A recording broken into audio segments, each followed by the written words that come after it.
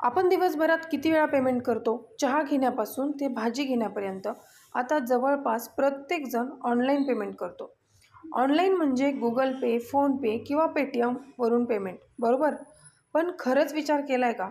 तुमचा 1 रुपया तुमच्या मोबाईलमधून दुसऱ्याच्या खात्यात जातो तरी कसा? 1 सेकंदात कोणती जादू घडते आणि यामागे नेमकं आहे तरी कोण?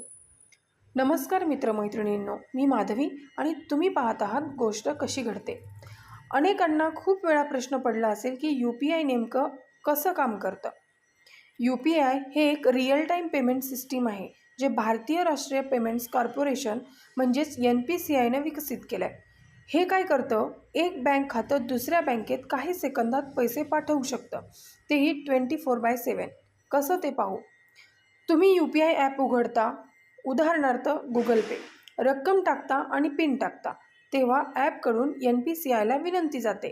तुमचं ॲप ही विनंती NPCIकडे पाठवतं. त्यात असतो सेंडर, रिसिव्हर, अमाऊंट आणि पिनचा इनकरप्टेड हॅश. NPCI पडताळणी करतं. NPCI तुमचं खातं, बॅलन्स आणि पिन तपासतं आणि बँकेकडून परवानगी घेतं आणि अवघ्या काही सेकंदात पैसे दुसऱ्या खात्यात जातात.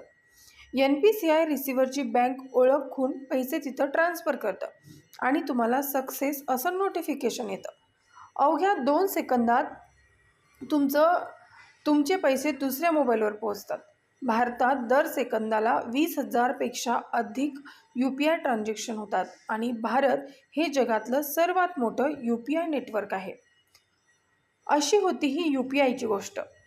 अशाच गोष्टींचं उलगडलेलं विज्ञान जाणून घ्यायचं असेल तर गोष्ट कशी घडतेला सबस्क्राईब करा आणि हा व्हिडिओ शेअर करणं विसरू नका. धन्यवाद.